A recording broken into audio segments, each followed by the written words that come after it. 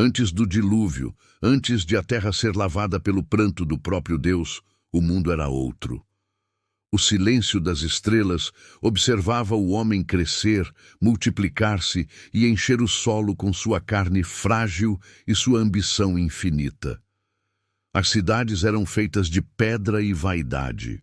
As fogueiras ardiam durante a noite e o vento trazia consigo o cheiro do sangue dos sacrifícios, ofertas ao céu, mas também aquilo que vivia nas sombras entre o céu e a terra.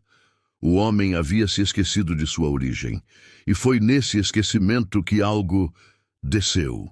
Chamavam-nos de filhos de Deus, seres de luz, enviados celestes, espíritos antigos que caminhavam entre as estrelas. Mas a beleza das filhas dos homens, a carne, o toque, o calor, despertou neles um desejo que não pertencia ao divino.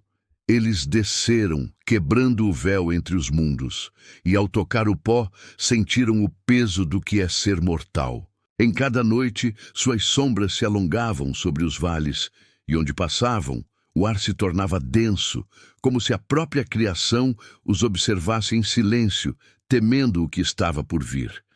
As mulheres os viram e temeram. Seus olhos brilhavam como o ouro derretido e suas vozes eram como trovões distantes. Algumas fugiram, outras se renderam. E assim nasceram os híbridos, filhos de dois mundos, criaturas que não pertenciam nem ao céu nem à terra. Os antigos os chamaram de Nefilim, os caídos, os gigantes, os homens de renome. Mas o que nasceu desse enlace não foi bênção. Foi uma distorção. Eles cresceram fortes, mas sedentos. Sua fome não era apenas por alimento, era por domínio, por sangue, por adoração. Onde um Nefilim caminhava, os homens se ajoelhavam, não por fé, mas por medo. Eles ensinavam segredos proibidos, o poder das ervas, o aço das lâminas, o encantamento das palavras. E assim, a humanidade aprendeu a ferir, a matar, a desejar o que estava além de seu destino. Deus observava em silêncio, mas o silêncio divino nunca é ausência, é juízo contido. E o murmúrio que ecoava no firmamento era o prenúncio de uma sentença. A terra, então, se tornou impura. O sangue dos justos se misturava ao dos gigantes. E os céus começaram a se fechar. Os anjos que haviam permanecido fiéis observavam, impotentes, seus irmãos caminhando entre as mulheres, gerando monstros que carregavam o eco do divino e o pecado do humano. E quando a noite cobria o mundo, podia-se ouvir um som, como lamento distante, como asas que se afastavam, chorando o fim da pureza. O homem havia se tornado mais do que carne, e o céu, menos do que divino. As gerações passaram, e os Nefilim se multiplicaram. Eram altos como torres, fortes como feras antigas. Caminhavam entre os mortais como deuses, e suas vozes faziam o chão tremer. Os homens erguiam altares em sua homenagem, pois acreditavam que o sangue desses seres trazia poder, prosperidade e proteção. Mas, na verdade, trazia apenas ruína. As cidades floresciam à beira da destruição. Os Nefilim ensinavam a guerra e os homens, encantados, a aperfeiçoavam.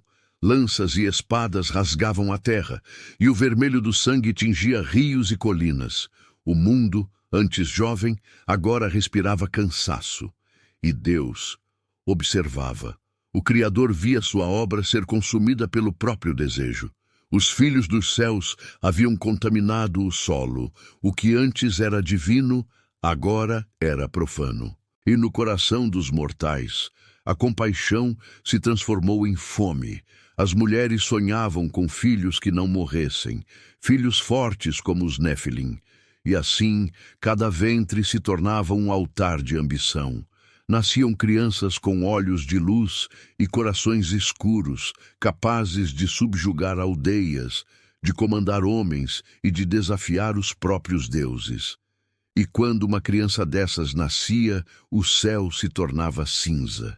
As nuvens desciam pesadas e o vento uivava como se lamentasse uma morte que ainda não havia acontecido. Os anjos que haviam caído começaram a sentir o peso do tempo. Sua forma divina se corrompia. Suas asas, outrora de luz, se tornaram negras e frágeis como cinzas. E dentro deles crescia um desespero. Queriam voltar. Queriam o perdão. Mas o caminho de volta já estava fechado. E entre os humanos, rumores se espalhavam. Diziam que nas montanhas, onde o céu toca o chão, havia um fogo eterno, o olhar de Deus ardendo em silêncio. Alguns diziam que ouviram uma voz, outros que viram uma sombra atravessar o sol. Mas ninguém ousava pronunciar o nome do Criador em voz alta. A fé havia se tornado medo, e o medo, o novo Deus. Enquanto isso, os Nefilim construíam cidades colossais, feitas de pedra viva e ossos de animais gigantescos. Em seus banquetes, a carne era servida crua, e o vinho era o sangue dos homens que ousavam desafiá-los. Eles riam, cantavam, dançavam sobre cadáveres, e os humanos, em vez de resistir, ofereciam suas filhas em troca de favor. O mundo mergulhava na escuridão. Mas antes que o juízo viesse, o Criador fez o que sempre faz. Enviou um aviso. Entre as sombras, ele escolheu um homem simples, silencioso, um homem que ainda lembrava como ouvir o som da voz divina. Seu nome era Noé. E foi através dele que o primeiro eco da destruição começou a sussurrar na terra. Entre as ruínas de uma humanidade corrompida, havia um homem que ainda se lembrava do som do vento antes do pecado. Chamava-se Noé, um pastor, um homem comum, de mãos calejadas e olhos que ainda sabiam chorar. Enquanto os outros erguiam estátuas para os gigantes e altares para deuses que não eram deuses, Noé caminhava sozinho, ouvindo o que ninguém mais ouvia, o eco do Criador. Numa noite em que o céu parecia mais pesado que o próprio chão, ele despertou de um sonho. Viu montanhas se partindo, mares engolindo cidades, e o firmamento se abrindo como uma ferida. E no meio do caos, uma voz falou, não com palavras, mas com o peso do próprio tempo. Noé, o fim de toda a carne está diante de mim. A terra está cheia de violência por causa deles. Eu os destruirei com a terra. O homem estremeceu. O ar pareceu parar, mas Deus não o deixou no vazio. A voz continuou suave e firme, como se o próprio universo o ensinasse a respirar. Faz para ti uma arca de madeira, divide-a em compartimentos, cobre-a por dentro e por fora com betume, porque eis que eu trarei um dilúvio de águas sobre a terra para destruir toda a carne em que há fôlego de vida. Noé caiu de joelhos. Lágrimas escorreram por sua barba, não de medo, mas de compaixão. Ele sabia, a humanidade havia esquecido como pedir perdão, e o preço da arrogância seria cobrado em ondas. Nos dias que seguiram, Noé começou a cortar árvores e a moldar a madeira. Os homens zombavam dele. Velho tolo, diziam, por que constrói um navio onde não há mar? Mas Noé não respondia. Trabalhava sob o sol e sob o escárnio, porque o som da voz de Deus era mais alto que as risadas do mundo. Os Nefilim, porém, observaram. Suas sombras se projetavam sobre o vale enquanto o homem martelava cada tábua. Eles sabiam que algo estava vindo. Podiam sentir o céu se mover. Podiam ouvir o rugido distante das águas que ainda não haviam caído. Um deles, o maior, chamado Azazel, foi até Noé. Seus passos faziam o chão tremer e seus olhos queimavam como brasas. Homem pequeno, disse ele, por que se esconde atrás dessa madeira podre? Creis que pode sobreviver à vontade dos deuses? Noé levantou o olhar. E pela primeira vez, um mortal olhou nos olhos de um gigante sem se curvar. Não temos deuses dos homens, respondeu. Só temo aquele que os criou. Azazel recuou. Não por medo, mas porque sentiu, por um breve instante, o eco de algo esquecido, o temor do divino.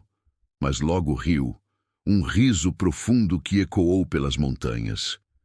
Então construa, velho insensato, Quando as águas vierem, rezarei para que o teu Deus lembre do teu nome.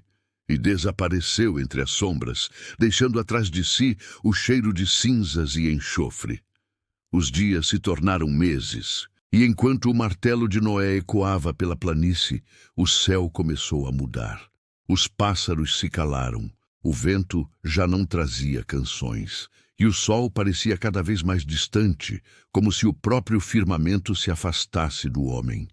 Algo imenso se preparava, e aqueles que olhavam para o horizonte juravam ver ondas onde não havia mar. O dia em que o céu se partiu não começou com trovões, mas com silêncio.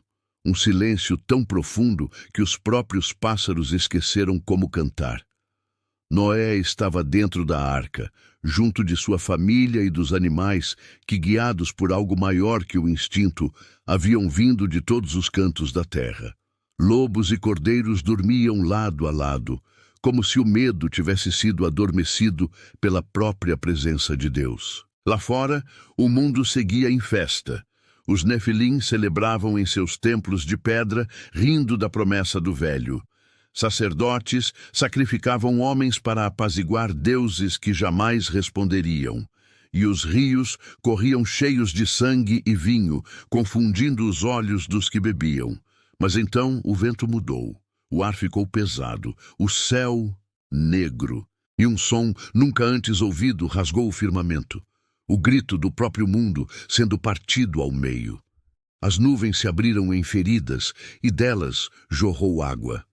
Não era chuva comum, era o pranto do Criador. A terra gemeu, fontes se romperam nas profundezas e rios brotaram onde antes havia pó. O chão tremeu e as montanhas começaram a se curvar, como se tentassem se esconder da ira que descia do alto. Dentro da arca, Noé se ajoelhou. O trovão era a voz de Deus, e as águas, suas palavras. Cada gota que batia na madeira era um nome sendo apagado da história. Os Nefilim tentaram resistir. Eram gigantes, mas o orgulho deles era ainda maior. Ergueram muros, clamaram ao firmamento, e alguns, dizem, tentaram lutar contra as águas. Mas como lutar contra aquilo que foi criado para limpar o pecado? Suas cidades se dissolveram, suas torres caíram. A força dos mares engoliu tudo, tronos, templos, impérios, ossos. Homens e mulheres corriam pelas planícies, buscando abrigo em lugares que já não existiam.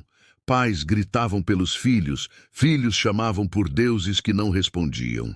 E no auge do caos, um clarão cortou o céu, uma luz tão intensa que cegou até os anjos que observavam de longe.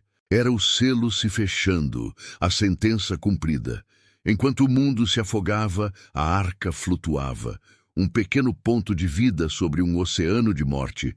O som das ondas era o lamento da humanidade, e Noé, com as mãos trêmulas, segurava o madeiro que o separava do nada.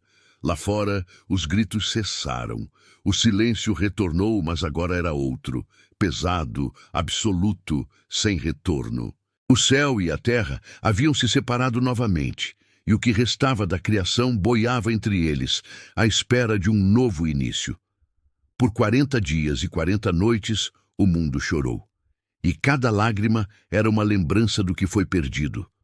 Os montes sumiram, as árvores desapareceram, e até os pássaros foram tragados pelo vazio.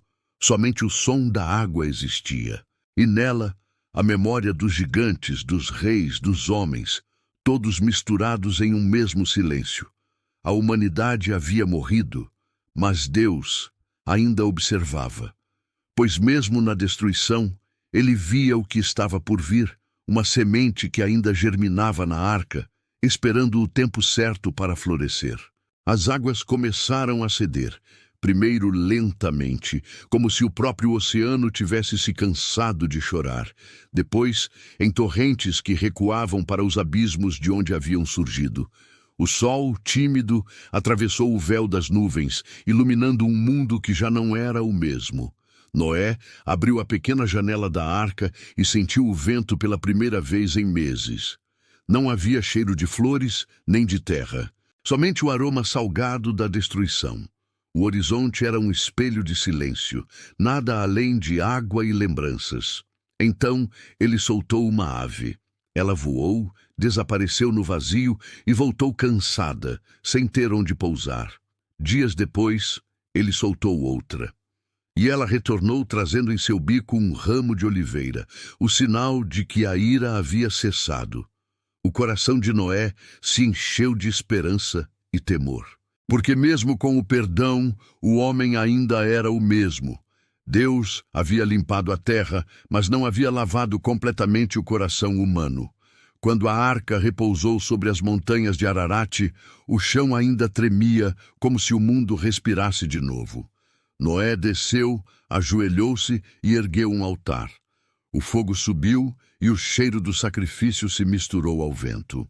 Era o primeiro ato do novo mundo, uma oferenda em memória do que foi destruído e do que ainda poderia ser. Mas enquanto o homem agradecia, algo se movia nas sombras, porque nas profundezas nem todos os Nefilim haviam perecido. Diziam que alguns se esconderam entre os vales mais profundos, outros sob as montanhas, e alguns dentro do próprio sangue humano. Sementes adormecidas, esperando o tempo certo para despertar. E Deus olhou para a terra e viu Noé, e disse a si mesmo: Nunca mais amaldiçoarei a terra por causa do homem, porque a imaginação do seu coração é má desde a infância. Era um juramento, mas também um lamento. O Criador sabia, o mal não morre, ele se transforma. E um dia, quando os homens voltassem a esquecer do som do silêncio, as sombras voltariam a caminhar entre eles. O arco-íris se formou, belo, frágil, brilhando sobre um mundo reconstruído. Mas atrás das cores ainda havia a lembrança da água. E na alma do homem, o medo do próximo dilúvio, porque talvez o próximo não venha das nuvens, mas de dentro de nós. E aí, você gostou dessa história? O que achou desse mergulho sombrio nas origens esquecidas do mundo, quando os anjos caminharam entre os homens e o céu chorou pela própria criação? Se esse vídeo te prendeu até aqui, deixa o like, se inscreve no canal e ativa o sininho das notificações para não perder o próximo episódio, que também vai ser espetacular. Uma história ainda mais sombria, misteriosa e reveladora. Porque o que está por vir é apenas o começo. Próximo vídeo: os vigilantes, os anjos que ainda estão entre nós. Após o dilúvio, acredita-se que os anjos caídos, os vigilantes, aqueles que desceram à terra e se uniram às filhas dos homens, foram aprisionados em abismos, selados por Deus. Mas e se nem todos foram? E se alguns continuaram vagando entre nós, invisíveis, influenciando impérios, religiões e guerras até hoje? Esse vídeo revelaria o que aconteceu depois do dilúvio, a ascensão dos vigilantes sobreviventes, o nascimento de civilizações antigas guiadas por seres de luz e os segredos proibidos que ainda moldam o destino da humanidade.